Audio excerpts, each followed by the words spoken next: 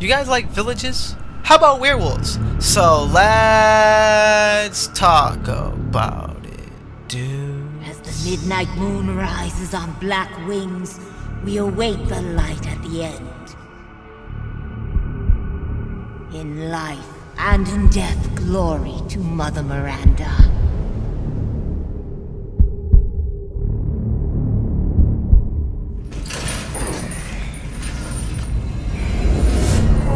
Quit your whining. We're almost there.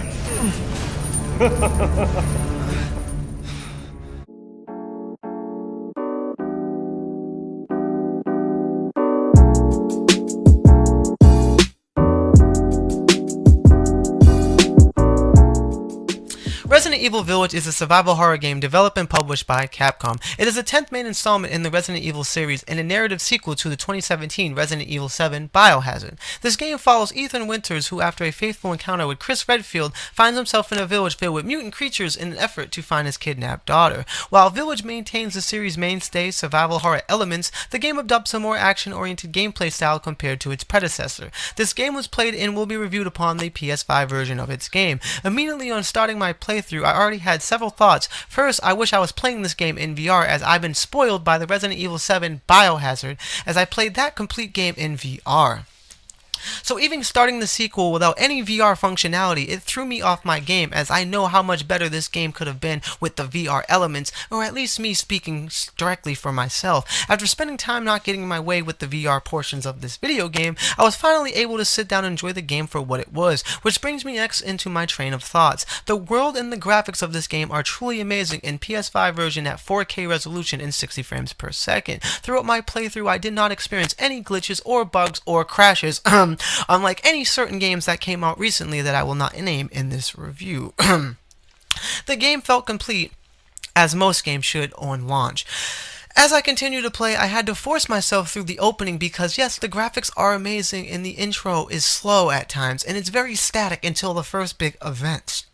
And even after the first big event, it slows right down again, and it doesn't really pick up the pace until the middle of the game. For the sake of spoilers, and because this game is still super new at the time of this review, I will not go into details as of what events happen. I will just refer to them as points in the game. As for the middle is where the game really takes off, and it picks up the pace, and it really sucked me in and made me continue playing all the way through. I did complete this game in one sitting, as the game is only roughly 8 to 12 hours depending on your difficulty and how fast you can figure out the puzzles.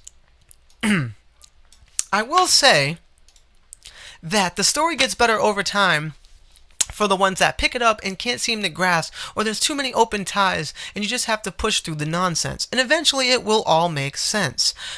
There's parts of the game where the dialogue and cutscenes were a little bit too cheesy, or in my opinion, out of character for Ethan compared to the first game of Resident Evil 7. There is some models that kind of look familiar, and it seems like some assets have been reused from RE7, specifically one scene involving a basement climb to a well.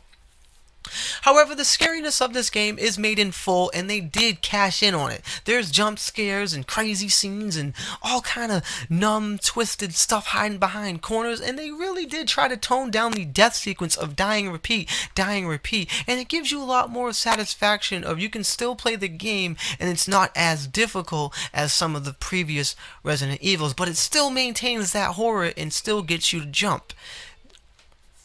And the game seems a lot more forgiving when it comes to taking hits and stabs while you're fighting bosses, or even mobs that just end up jumping you while you're backed into a corner. You seem that you can able to take a lot more damage than you can from previous Resident Evils. Speaking of stabs and hits and jump scenes, there's just too many cinematics of Ethan getting tortured, and it's almost like he was created just for torture and gore because they didn't want to hurt any other older characters that the fans resonate with this series. And the reason I bring this up is because you constantly see something over and over again, and you lose that magic and that shock value, because I kept seeing it and it just kept coming and it just got rather dull. And then I got I got shocked sometimes, but at the end of the day, when I seen it so many times, there was sometimes I just rolled my eyes and I just had to keep it moving. Nevertheless, with all that being said, Resident Evil Village is a fantastic entry into the RE series. Despite the fans hating the first-person view, it still has minigames, it has a mercenary mode, it makes a comeback, there's still managing your inventory, there's tons of fun, unlockable secrets to find, the puzzles are somewhat challenging, and they do require some kind of brain-thinking terminology, and it is a semi-open environment world, and the cast of characters and the villains this time around make this Resident Evil special. In my opinion, the amount of charisma and persona that these characters in this cast has in this game was enough to keep me interested and keep pushing through some of the bore parts. I just had to see what the next cutscene was because the visuals and the cinematics are just so light and it's just so well tight and blended. You can see a lot of the heart was poured into those scenes in general.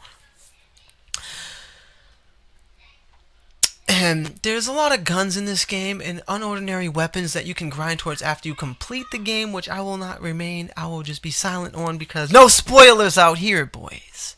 This game is really freaking amazing, and even of my own personal thoughts of this game not hitting the mark because it's too cheesy or something's overdone too much, the point is there is no such thing as a perfect game, and Resident Evil Village may not be perfect, but it's its own masterpiece. We here at NGI give Resident Evil Village a 10 out of 10. Make sure you stay up to date with all the latest in gaming tech news and reviews. Smash that like, and as always, subscribe. If you want to know what our review scores mean on this channel, or why does this channel give so many 10s, make sure you check out the review ranking system on our channel video. Thank you, God bless, and peace out, boys! And into the forest deep.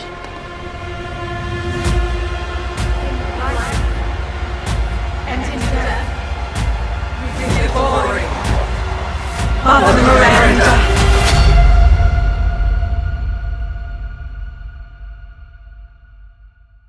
It's just a local tale.